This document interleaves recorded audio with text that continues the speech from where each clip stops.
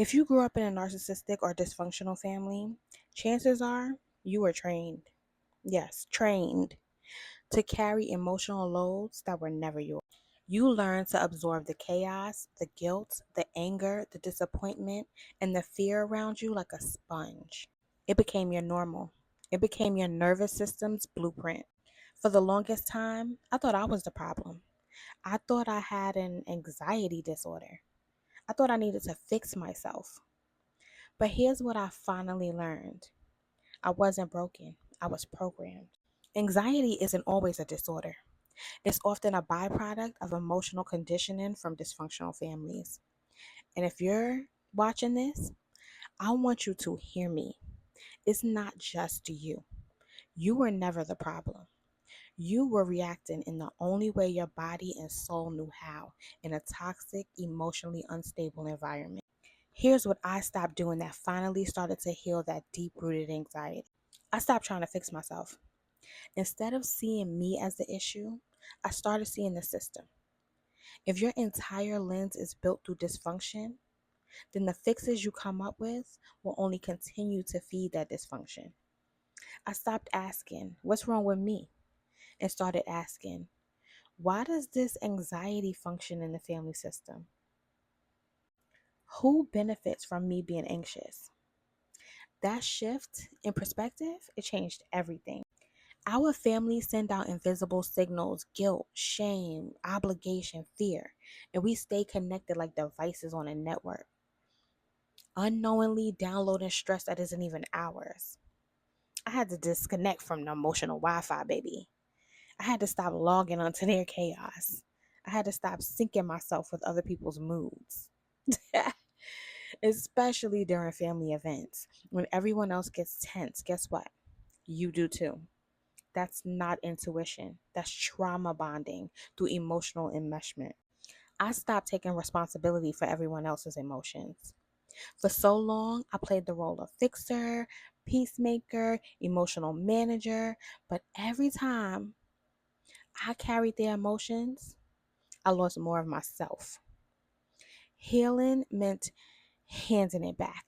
Their anger, theirs. Their disappointment, that's theirs too. Their guilt trips, return to sender. Anxiety thrives when we carry things that don't belong to us. I was doing the most for everyone but me. If that sounds familiar, you might be dealing with that self love deficient disorder. I was always the strong one, the reliable one, the one who handled everything. Meanwhile, I was pouring from a cup that had been empty since childhood. I finally realized over functioning for others meant I was under functioning for myself. I stopped waiting for others to change. One of the hardest pills to swallow is that they're never going to change. I had to emotionally separate and stop needing anyone else to evolve in order for me to heal. Healing began the moment I let go of the fantasy that my family would one day become the safe, loving people I always wanted. I stopped trying to earn love and started giving it to myself. I stopped believing the anxiety was mine. Some families designate someone to carry the tension: the scapegoat, the sensitive one, the emotional sponge. If that was you, ask yourself, is this anxiety really mine? Or is it just a role I've been trained to play? Anxiety isn't always a personal flaw, it could be a system assignment. I stopped living in chronic system anxiety. I didn't even realize how constantly on edge I was.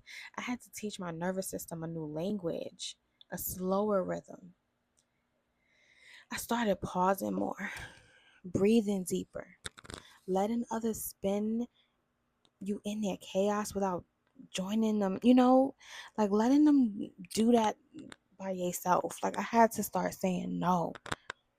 I don't want to listen to that. I don't want to hear that. I don't want to be a part of that. That's where the real peace begins.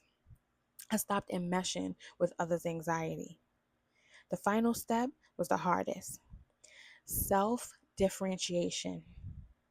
Their opinions used to shape my self worth. Their disappointment used to crush me. Their love, or lack thereof, determined how I showed up in the world.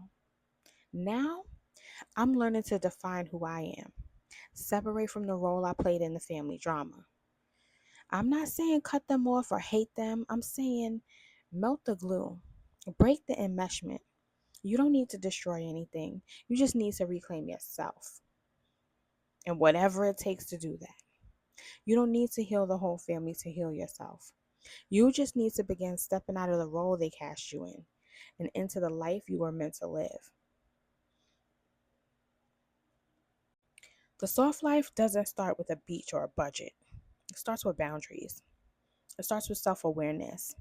It starts with saying, I'm not the emotional storage unit anymore. If you're ready to create a peaceful, intentional life after chaos, one rooted in clarity, safety, softness, and self worth, I see you. And I'm walking that path too. You're not behind. You're not late. You are becoming.